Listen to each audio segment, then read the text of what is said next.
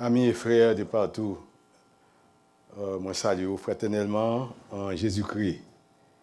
Et c'est toujours pour moi l'un des plus grands privilèges d'être le porte-parole et d'être la bouche de Dieu. Maintenant, c'est content d'être que vous avez écouté moi de loin et de près. Côté, nous va manger des bons pains de la parole de Dieu ensemble. Nous disons, bon Dieu, merci de ce qu'il garde nous tout au cours de ce jour et des protections divines. Et nous dormir, nous réveiller, nous vaquer à nos activités. Et maintenant, nous ne sommes pas capables encore de recommencer à dormir, coucher, faire tout ça, nous pas lever. Nous passions temps avec le Seigneur. Un temps dans la méditation de la parole de Dieu. Et moi, encouragez-vous à faire ça.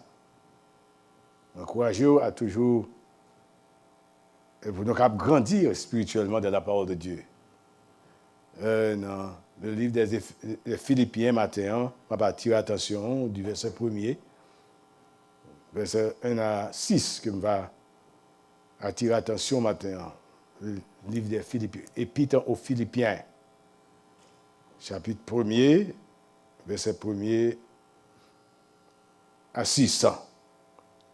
Paul et Timothée, serviteurs de Jésus-Christ, à tous les saints en Jésus-Christ qui sont à Philippe, aux évêques et aux diacres. Que la grâce et la paix vous soient données de la part de Dieu, notre Père et du Seigneur Jésus-Christ. Je rends grâce à mon Dieu de tous les souvenirs que je garde de vous.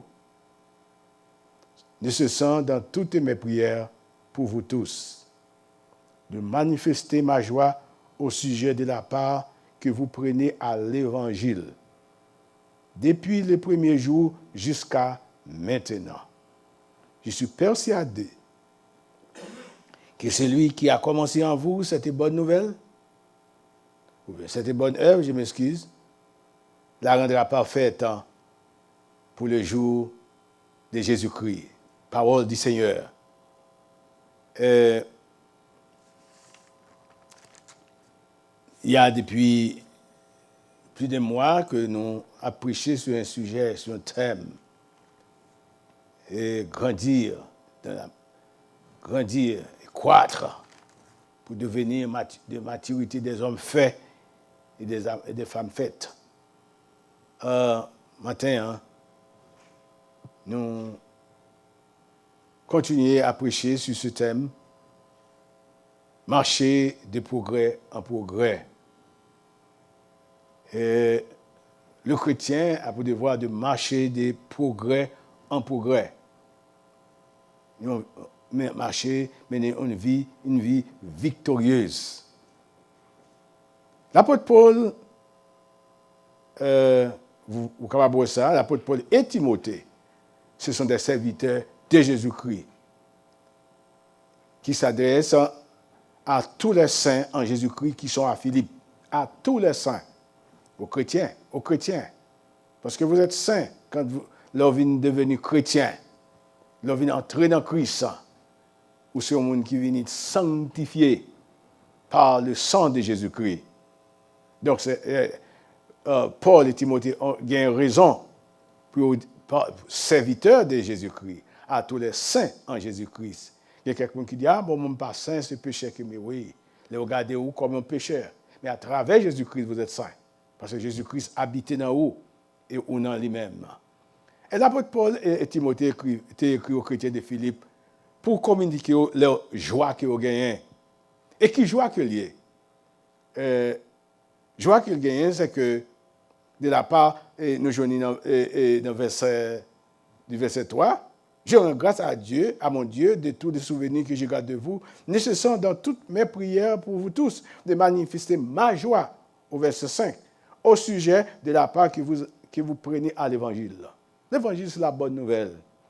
L'Évangile, c'est Jésus-Christ venir mourir sur la croix pour le péché. L'Évangile, c'est porter une bonne nouvelle à tout le monde qui pourquoi j'aime recevoir cette bonne nouvelle. Et c'est ainsi que Paul écrivit leur joie, parler de leur joie pour communiquer leur joie au sujet de la part que les chrétiens de Philippe te baillent depuis les premiers jours jusqu'à maintenant. Voilà. C'est ça qui fait nous parler du marché de progrès en progrès. Les chrétiens de Philippe, ce sont des chrétiens, c'est une église modèle. Parce que Paul a exprimé joie, comment que depuis il était présenté l'évangile aux chrétiens de Philippe et aux Kembe par là et aux grandis là-dedans. Et jusqu'à ce que Paul retourne encore pour les visiter, il trouvait encore maintenant Kembe parole ça, l'évangile là. Et si on ne pas Kembe l'évangile, qui est la bonne nouvelle, la parole de Dieu, qui s'en va Kembe. L'église de Philippe, c'est une église comme l'église nous matin, comme les églises aujourd'hui, qui est une église locale. Et une église côté les chrétiens de Philippe, qui peut-être qui pas pour gagner des voitures, pour faire des transports, mais utiliser des bateaux pour aller visiter les endroits voisins. Donc, les Philippiens étaient des gens comme nous, qui ont le travail, qui ont entré et qui ont servi bon Dieu. Comme nous-mêmes matin, et moi-même, qui ont servi bon Dieu et qui fait partie de l'église locale. L'assemblée des croyants qui confessaient foi dans le Seigneur Jésus-Christ. C'est l'église locale. Et qui symbolise l'église invisible de Jésus-Christ. Car, pendant que nous sommes sur la terre, nous faisons partie de cette église locale. Et l'église invisible que Jésus-Christ seulement qui connaît, qui est membre de cette église, de l'église invisible. Ils ont rencontré dans cette église locale, comme nous faisons matin, pour adorer, pour prier Dieu, pour observer la communion fraternelle, pour témoigner, participer au ministère de la parole, de l'enseignement et au progrès de l'évangile. C'était l'église de Philippe. Et je dis à moi quoi c'est la noyer. Et nous parlons de l'église de Philippe, mais nous relais l'église dans de bonnes nouvelles, ou bien l'église de la vérité, quel que soit le nom que vous portez. Mais votre responsabilité en tant qu'église, c'est pour adorer Dieu, c'est pour prier Dieu, c'est pour donner la communion fraternelle, c'est pour témoigner, participer au ministère de la parole et à l'enseignement et au progrès de l'évangile. Enseignement, mes chers amis, matin, je remets petit temps pour parler de l'enseignement que Jésus-Christ avant son départ. Nous regardons dans Matthieu chapitre 28.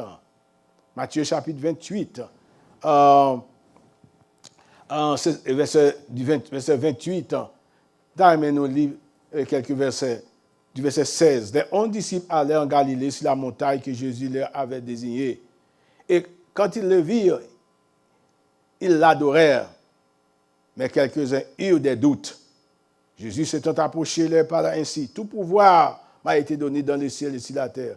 Allez, faites de toutes les nations des disciples, les baptisant au nom du Père, du Fils et du Saint-Esprit. Le verset 20 nous dit, enseigne-leur à observer tout ce que je vous ai prescrit.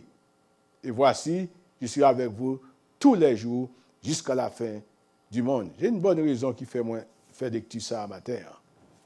Et nous, toujours dans le marché de progrès en progrès. Là, un monde pas grandi, ou bien un enfant ne grandit pas, c'est comme un chrétien qui ne grandit pas. Et un chrétien qui pas grandi spirituellement et qui pas recevoir aucun enseignement, et quelques années après avoir rencontré Christ et qui pas capable de faire, qui pas même qu'à prier, qui pas même connaître, qui pas même qu'à passer cette bonne nouvelle à un autre. Et c'est ça qui fait Paul de réellement apprécier l'église de Philippe pour dire que yo toujours qu'un l'évangile depuis même là où tu recevoir là et jusqu'à ce que encore il a fait passer cette bonne nouvelle. Là pas grandi et ou pas produire et ou pas faire progrès. Parce que là on mettait en terre une plante et on attend souper que plante ça grandir et il porte fruit. Faut que plante ça faut que te planté dans terre, faut qu'il grandisse et jusqu'à ce qu'il porte fruit. Une fois que vous te recevoir Christ et vous acceptez parole là, ou lit et vous marcher avec Christ, vous grandir et vous devenez des disciples. Comme chrétiens, nous devons porter des fruits, et des bons fruits, des fruits spirituels, et qui sont capables au profit du jardinier. Pas un jardinier qui plantait qui plantait ses produits et qui peut attendre qu'il a pour des fruits.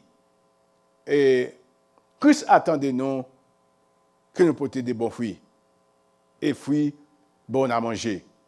Et les gens qui mangent des fruits, ils deviennent grandir et grandir spirituellement et deviennent maturité spirituelle. Et pour grandir dans la parole, pour grandir spirituellement, il faut être capable d'être dans la parole de Dieu. Être chrétien, ce n'est pas seulement se dire que « il t'a prié pour moi ». Non, quand il y a quelqu'un qui dit « Ah oui, je suis chrétien, oui, il t'a prié pour moi ». Il t'a prié pour moi. Et vous-même, est-ce que vous te faites prendre la vraie décision, être comme chrétien, pour mener une vie de chaque jour, pour mener une vie qui transforme, pour mener une vie qui change la vie. Être chrétien, c'est compter, nous te dit ça une fois, dans la prédication, c'est compter de 1 à 100.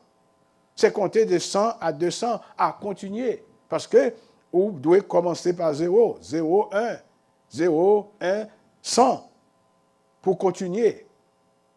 Et c'est une vie croissante. C'est une vie grandissante. La rencontre Christ pour la première fois, il est normal que vous ne pas comprendre toutes les choses. Il est normal. Vous vivez de la manière d'un enfant. De même que l'enfant grandit, le chrétien doit grandir également. La rencontre Christ, c'est pour la première fois. Et on va poser des questions. Et aujourd'hui, on va enseignement, à expliquer quel changement que vous faites dans la vie. Et il a expliqué les premières notions de la Bible jusqu'à ce qu'on soit capable de comprendre ou même ce que la Bible veut expliquer. Mais il faut qu'il y ait un monde qui explique. Il faut qu'il y ait un monde qui te parle avec vous. Il faut qu'il y ait un monde qui te fait une démonstration, qui te ouvre la Bible avec vous. Il y a des gens qui ne peuvent même connaître cette Bible. Il y a des gens qui ne peuvent jamais ouvrir la Bible dans la vie. Parce que il y a des gens qui ne peuvent même croire dans la Bible. Il y a des gens qui perdent la Bible parce que là où ouvrir la Bible, ils vont voir tout ça et la Bible dit n'est pas mais ça ne peut pas faire, mais ça ne peut pas faire parce qu'un pile monde pas veut connaître qui ça peut pas faire. Dans les premiers jours, vous rencontrez Christ, c'est normal, vous levez ou tomber. Mais cependant, vous devez continuer à marcher et cela détermine que vous prenez la route de la croissance, la route vers le progrès, et jusqu'à ce que vous soyez capable de devenir un homme de maturité. Mes chers amis, aujourd'hui, et si je suis capable là, ici matin, je suis capable là, c'est parce que vous avez rencontré Christ, vous avez boire le lait, et vous avez grandi, et vous avez devenu des hommes et des femmes faits. Grand pile monde qui boit le lait et vous été dans le lait, et qui n'a pas grandi spirituellement. Et vous été toujours comme un petit bébé qui a marché, râlé sur la fleur. Mais cependant, les chrétiens, c'est après quelques semaines, vous devez rencontrer Christ, vous devez commencer à prier, vous devez commencer à lire la parole, vous devez commencer à lire la Bible, parce que la Bible, c'est là où vous avez toute information qui peut montrer comment vous devez grandir spirituellement. Et c'est là où vous grandir, vous avez une maturité et on est capable de construire l'église de Jésus-Christ. Et l'église de Jésus-Christ est capable de camper sur vous-même, c'est ce qu'on appelle l'église locale. Ou tellement comprendre, ou devenir disciple, ou devenir pasteur, prédicateur, évêque. C'est ça que fait Paul écrit aux évêques, aux chrétiens de Philippe. Il dit que à tous les saints en Jésus-Christ qui sont à Philippe, aux évêques et aux diacres, que la grâce et la paix vous soient données de la part de Dieu, notre Père du Seigneur Jésus-Christ. Je m'adresse maintenant non seulement aux chrétiens, mais aux diacres, aux pasteurs et à tout le monde. Pour ne pas diminuer, nous devons grandir et développer spirituellement.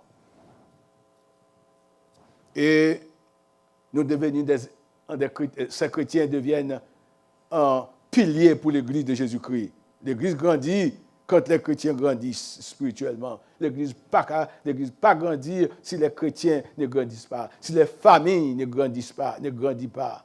Famille de grandir, les jeunes, de amener d'autres jeunes, les jeunes filles, amener d'autres jeunes filles, des jeunes hommes, et, des familles.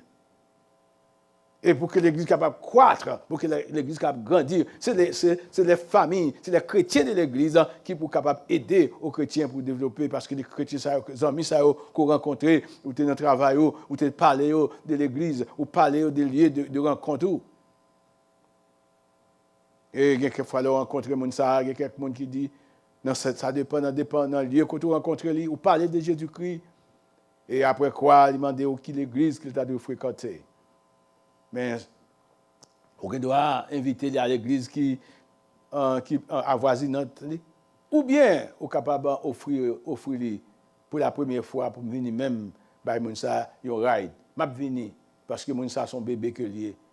Parce qu'il peut encore capable de développer, il peut encore voler les mêmes seuls. Et les on grandit spirituellement, ou devenir des chrétiens et avec ça on est capable de mener l'autre chrétien. Et le fruit qu'on porte, c'est la joie, c'est paix et amour, espoir, c'est persévérance, maturité. C'est ça que le monde attend de vous. Parce que c'est ça, le fruit ça que le chrétien gagne pour bailler. Paul adressé aux chrétiens de Philippe vis-à-vis de la vie de leur vie quotidienne. Comment ils apprécier mener une vie quotidienne.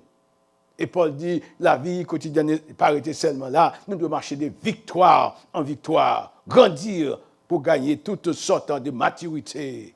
Et ça ne doit pas être seulement pour un petit temps. Les chrétiens, ce n'est pas un monde qui convertit pour un temps. Les chrétiens, ce n'est pas un monde qui a développé pour un temps. Les chrétiens, c'est un monde qui a développé de progrès en progrès, qui a marché spirituellement. Car les plus grands besoins de l'humanité, il ne pas connaître les secrets pour maintenir une vie victorieuse. La vie victorieuse, c'est en Jésus-Christ. Nous connaissons que la parole de Dieu, c'est la bonne nouvelle qui change le cœur de l'homme. Et cependant, beaucoup en pile monde gardent des paroles là et ils n'ont pas baillé. Jésus-Christ, c'est pour nous capables de gagner la parole et puis pour annoncer aux autres. Et c'est l'autre monde. Il y a quelques monde, il faut que c'est vous-même qui pour balayer l'évangile. C'est vous-même qui approprié, qui vous portez l'évangile pour lui. Je dis, s'il y a tant de jeunes garçons, tu n'as pas de temps pour annoncer aux autres jeunes garçons, pour faire connaître qui ça l'évangile, ou tu as que tu as venu et tant de paroles là. Tant de jeunes filles, tant de jeunes dames, jeunes hommes. C'est notre responsabilité. Nous ne pouvons pas imaginer combien un pile de monde, même qu'on y a captain, qui a besoin de monde pour parler, pour expliquer cet verset de la parole de Dieu. Il y a des gens qui ont besoin pour parler,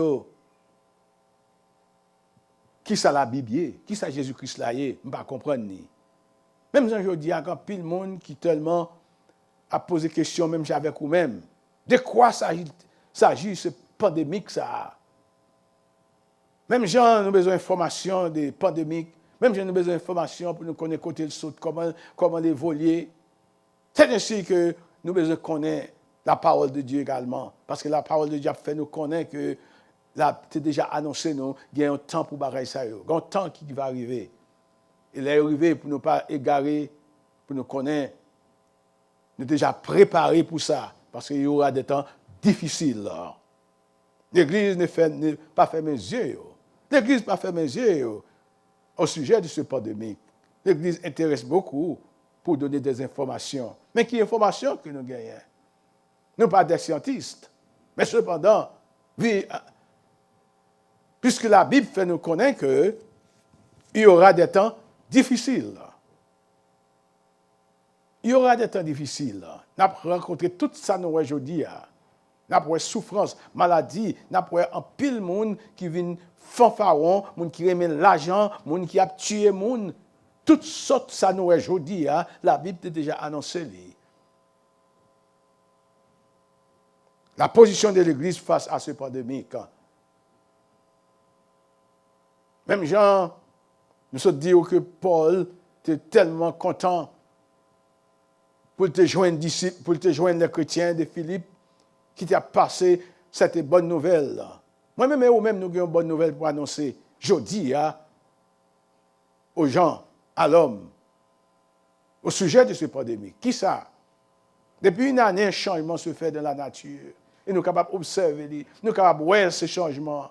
Ce changement, il peut être tant de surprises, inquiétude, il peut être la peur, il peut être souffrance, il peut être la mort. Et quelle est la mission de l'Église face à ce changement? L'Église doit avoir en vision. La vision de l'Église, la mission de l'Église. Même Jean, Paul, adressé aux chrétiens de Philippe, qui ont continué à bailler l'Évangile. Donc, les hommes et les femmes viennent tellement comprendre la parole là et ils viennent des disciples.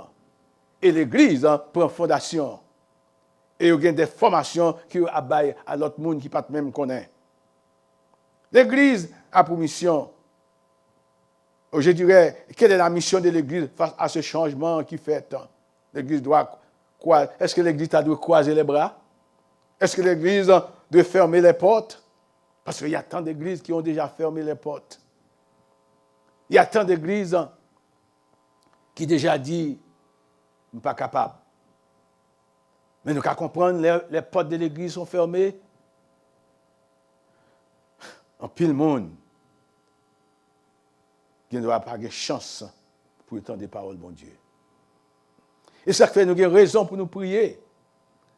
Pour que nous demandons le Seigneur pour qu'il fasse volonté dans la période pandémique, ça, parce que si les portes des églises sont fermées, est-ce que nous devons croiser les bras? Maintenant, ou même qu'à écouter moins de loin et de près. Peut-être ou sous cabanon, peut-être ou sous chaise, peut-être ou fait manger. Même des fois, on connaît que les portes de l'église ne sont pas fermées. Nous parlons de l'église locale.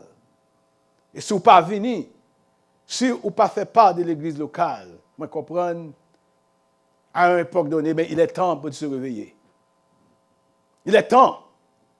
Parce que nous avons besoin de communier ensemble. Nous avons besoin de manger ensemble. Nous avons besoin de recevoir l'enseignement de la parole de Dieu ensemble. L'Église, c'est l'institution fondée par Christ et qui a une mission et qui a une vision. Nous disons maintenant que l'Église n'a pas qu'à changer mission. Non plus, pas qu'à changer vision. L'Église, c'est l'institution fondée par Christ à travers son sang. Jésus-Christ, le fondateur de l'Église, pas de gens dit que l'Église a en place seulement une place de bonheur, une place de joie, une place de paix, une place sans difficulté. L'Église, la Bible n'a pas dit ça. Nous allons connaître des tribulations dans le monde. Selon Matthieu, chapitre 28, versets 16 à 20, que moi saute le matin pour vous. Jésus-Christ, après sa mort et sa résurrection, pendant qu'il dit aux disciples, il dit, pour aller dire aux disciples d'aller en Galilée pour me retrouver. Et il dit, quitter sa grande commission. Il dit, au verset 19, allez, faites de toutes les nations. Pendant qu'il allait, pendant après aller, faites toutes les nations des disciples. baptisés au nom du Père, du Fils et du Saint-Esprit. Enseignez-leur à observer tout ce que je vous ai prescrit. Dernier partie verset a dit, et voici, je suis avec vous tous les jours jusqu'à la fin du monde. Jésus-Christ promet à disciples qu'il est avec eux tous les jours jusqu'à la fin du monde. Nous comprenons que nous-mêmes, chrétiens d'aujourd'hui, Jésus-Christ promet que dans sa parole, qu'il est avec nous tous les jours. Et même les moments les plus difficiles, nous sommes capables de comprendre que le Seigneur, il est là. Il sera avec nous tous les jours.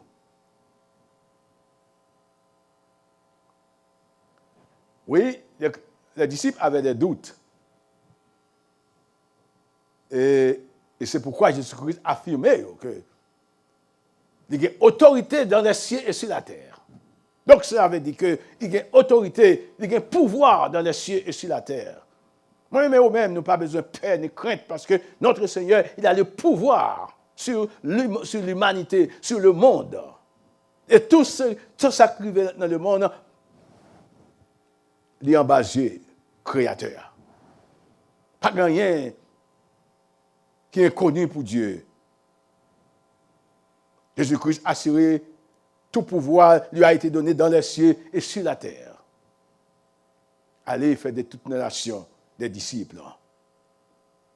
Enseignez-leur tout ce que je vous ai prescrit. Et je suis là avec vous tous les jours jusqu'à la fin du monde.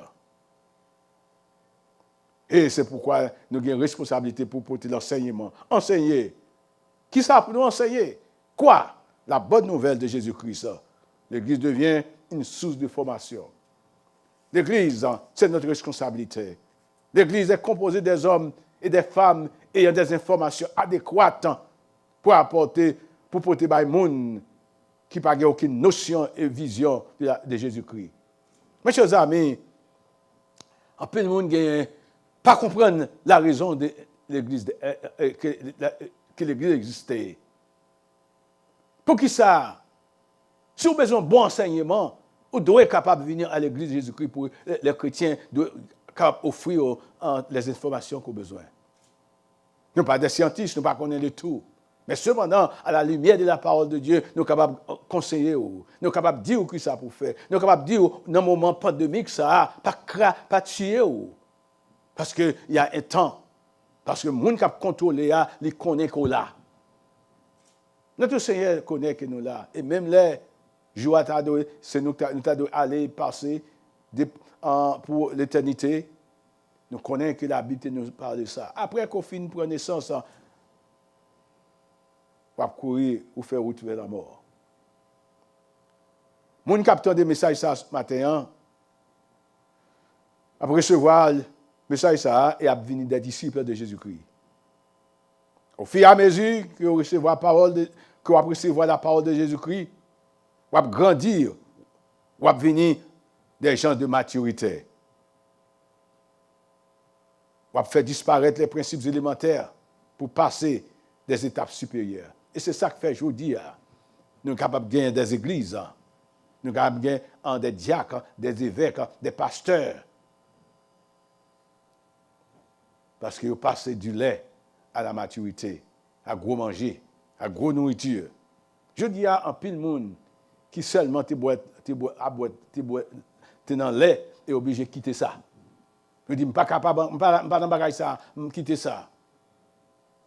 Mais moi-même, nous ne pouvons pas quitter ça. Si on quitte ça, qui s'en apprend? Parce que Jésus-Christ dit qu'il est avec nous tous les jours jusqu'à la fin du monde.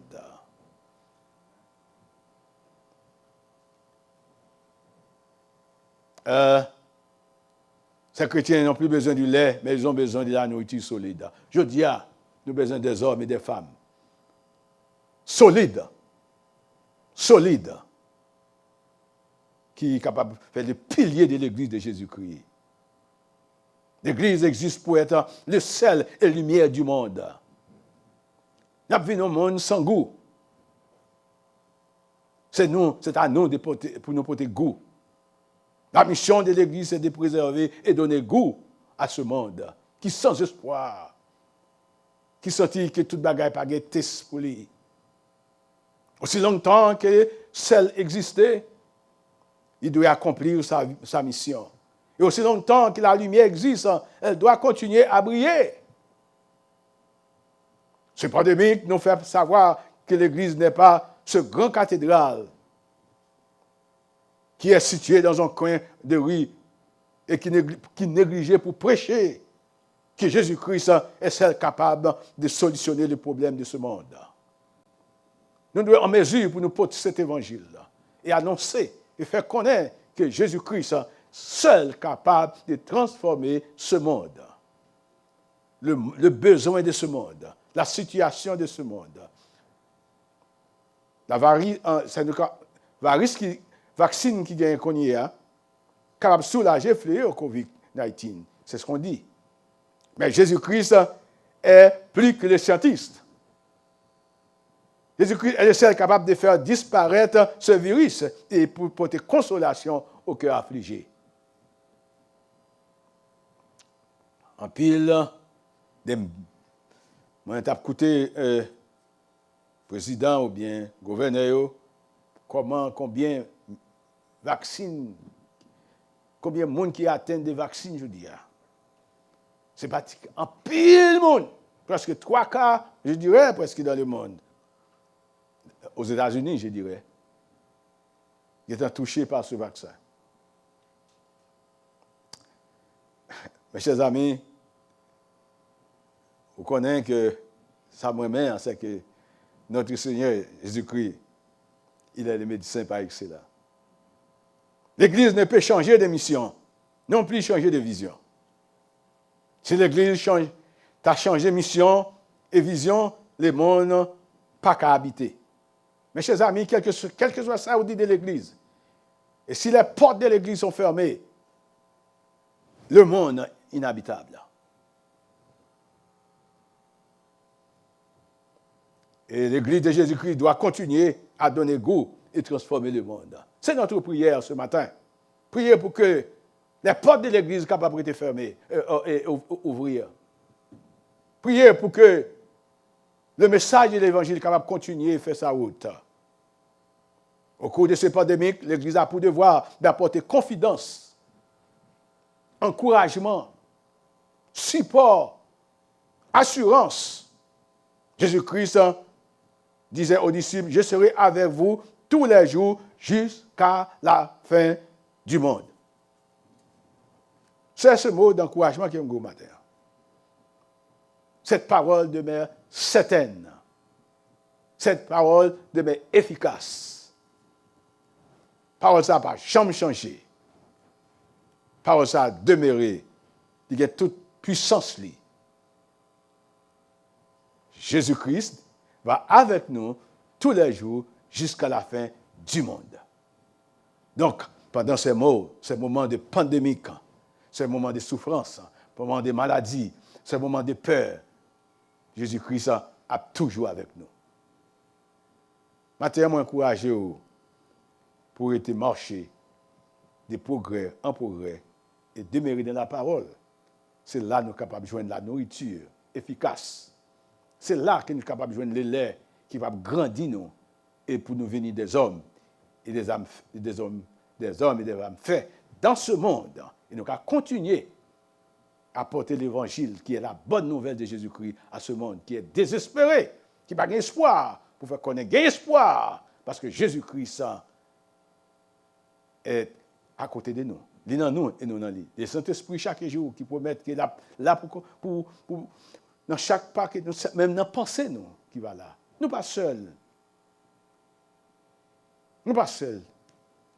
Que Dieu vous bénisse et Dieu vous garde. Et il faut reconnaître que n'ayez pas peur. Notre Seigneur, il promet parole certaine et véritable. Il va avec nous pendant tout le temps, tant qu'il a vie dans ce monde. Et que Dieu vous bénisse. Et que vous garde dans tous les coins du monde qui vous attendent matin, vous écouter matin. C'était Pasteur Versant Davilus de l'Église baptiste de Bonne Nouvelle, située à Snellville, Georgia, et qui est toujours là pour porter des messages de la parole de Dieu. Et chaque fois, à 9h, 9h30, 10h30, vous pouvez toujours joindre, brancher pour capable tant de messages que de cet esprit voyez pour vous-même. Soit par le canal de vos serviteurs. Que bon Dieu est capable de bénir nous et nous capable de grandir spirituellement jusqu'à ce qu'il retourne pour chercher nous et pour nous capables habiter avec lui pour tout temps et pour toute l'éternité. On nous prie matin. Merci Seigneur pour ta grâce qu'on fait nous. Merci pour tes bénédictions sans nombre. Merci Seigneur de ce que nous te jouons de la parole pour nous connaître que, pour nous marcher de progrès en progrès, de victoire en victoire. Merci de ce qu'on fait nous connaître que vous êtes à côté de nous tous les jours jusqu'à la fin du monde. Même les jours semblent difficiles. Même là, nous ne pas comprendre quelque chose que nous ne pouvons pas comprendre. Mais notre Seigneur est là. Merci pour le service que nous avons matin et le service qui va continuer à 11h. Permettre que le Seigneur va toucher, réveiller ces chrétiens-là. Parce que il y a un temps que nous ne pouvons pas joindre la parole. Mais si aujourd'hui, nous avons chance pour tant de parole, Seigneur, nous réveiller ces chrétiens-là afin qu'ils soient capables de devenir des hommes et des femmes faits de maturité pour ton évangile, pour porter ton évangile. Acceptez notre prière ce matin. Bénis tous ceux qui sont en route pour continuer cette journée. Permettez que nous puissions rester dans pied au nom du Père, du Fils et du Saint-Esprit.